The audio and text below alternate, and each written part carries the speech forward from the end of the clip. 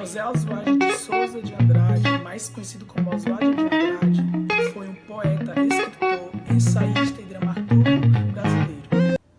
Ele nasceu no dia 11 de janeiro de 1890 em São Paulo. Bom, ele começou sua jornada como jornalista em 1909 com o Diário Popular, com o seu primeiro artigo, Penando. E em 1911 fundou a revista semanal O Pirralho.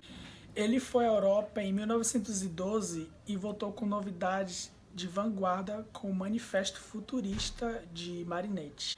Também ele se formou em Direito, mas nunca exerceu o cargo. Com o tempo, ele iniciou uma amizade com Mário de Andrade e eles dois juntos representaram as principais lideranças no processo de implantação e definição da literatura modernista no Brasil. Em 18 de 1924, ele lançou um dos importantes manifestos do modernismo, o Manifesto Pau-Brasil, e em 1925, o livro de poemas de Pau-Brasil, e em 1928, o movimento antropófago. E no dia 22 de outubro de 1954, Oswald de Andrade morreu em sua casa de infarto. Vou falar um pouco das principais obras de Oswald de Andrade. As principais obras de Oswald de Andrade são Memórias Sentimentais de João Miramar, de 1924. Essa obra foi o primeiro romance do modernismo em que a estrutura narrativa é fragmentada.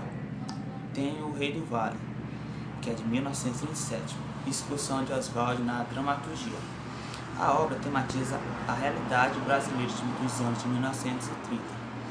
Oswald de Andrade escreveu várias obras em destaque em diversos gêneros, como poema O Pau-Brasil, de 1925, romance Os Condenados, de 1922, teatro, que é A Morta, de 1937, e ensaio, que é A Ponta da Luz, de 1946. Boa tarde, vou explicar a obra do seu Vargas. O porquê? Bom, Oswald de Andrade ele propunha em fazer de uma forma como fomos colonizados. É uma reflexão que até que ponto nos deixamos levar por padrões estrangeiros. E bom, Oswald de Andrade ele visitou a casa de Pedro Vaz Caminha e em fragmentos das crônicas da sua época do descobrimento, né? E ele traz para a sua época algumas paródias, brincadeiras, com o intuito de repensar nessa nossa maneira de nos comportar perante os estrangeiros, perante os padrões dos estrangeiros.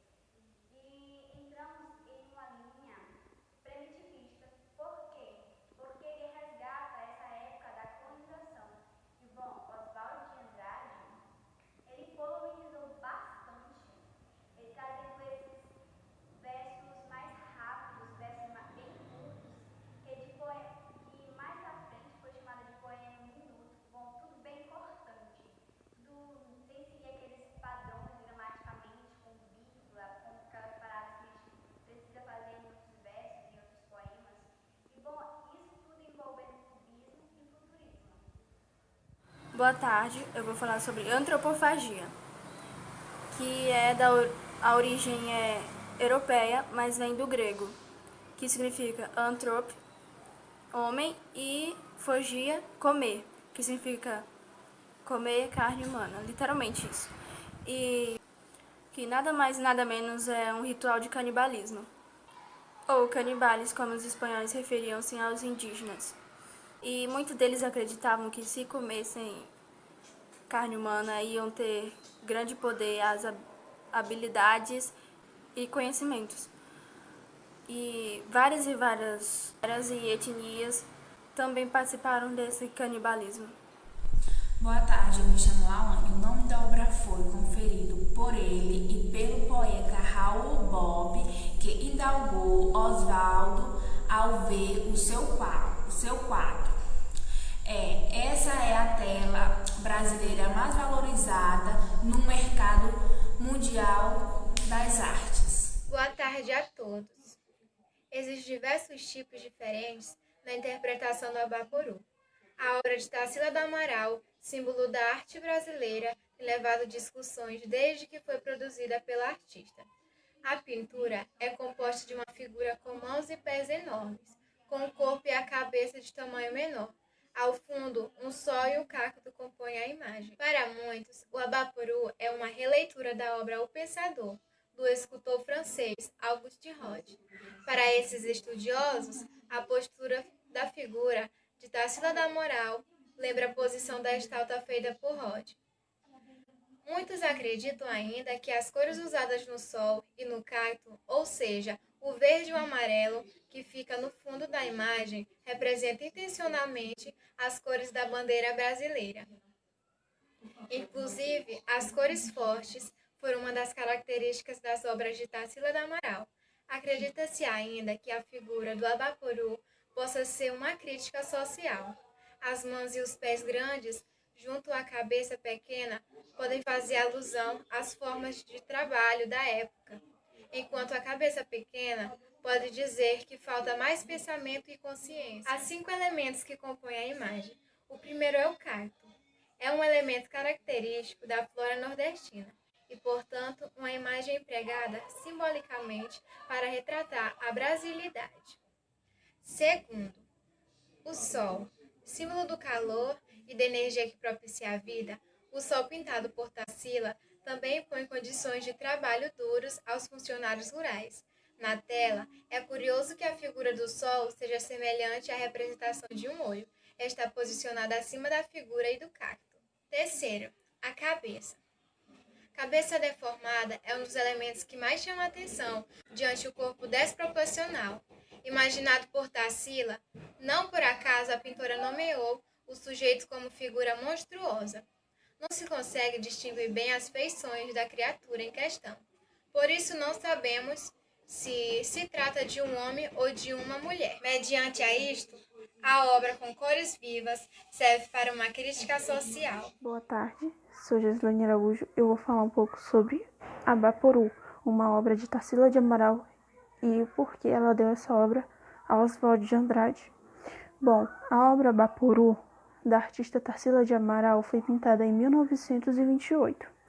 A intenção da artista era presentear Oswald de Andrade, que até então era casada na época. A pintura foi entregue no dia 11 de janeiro daquele mesmo ano, no dia do seu aniversário. Oswald de Andrade se encantou com a obra e convidou seu amigo, que também é escritor, Raul Bob, para mostrá-lo cada detalhe da pintura. Então, eles se encantaram com a obra, pois não seguia nenhum movimento artístico europeu da época, sendo um símbolo de arte genuinamente brasileira. A obra, depois do rompimento do casamento de Tarsila de Amaral e Oswald de Andrade, a artista conseguiu recuperar sua obra.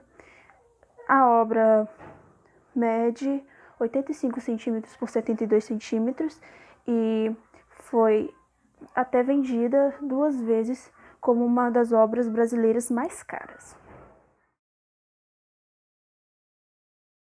Tarsila do Amaral foi uma importante artista plástica brasileira do movimento modernista. Nasceu na cidade de Capivari, interior de São Paulo, no dia 1º de setembro de 1886. Filha de família rica e bastante popular, passou a sua infância e adolescência morando com seus pais e seus 7 irmãos na sua cidade natal. Sua família havia herdado as fazendas de seu avô, José Stanislau do Amaral, conhecido também como milionário. Morou em São Paulo, onde esteve matriculado no Colégio de Freiras e no Colégio de Sion. Mais tarde, a fim de terminar os seus estudos, mudou-se para Barcelona, na Espanha, onde pintou o seu primeiro quadro com apenas 16 anos de idade, o quadro no qual se chama Sagrado Coração de Jesus. Ao retornar ao Brasil, casou-se com seu primo, André Teixeira Pinto, com quem teve uma filha chamada Dulce. Este relacionamento, no entanto, durou cerca de 10 anos. Com o passar dos anos, Tarsila mudou-se para Paris, na França, onde estudou arte na Academia Julian, na Escola de Pinturas e Esculturas. Logo em seguida, estabeleceu um relacionamento com Oswald de Andrade.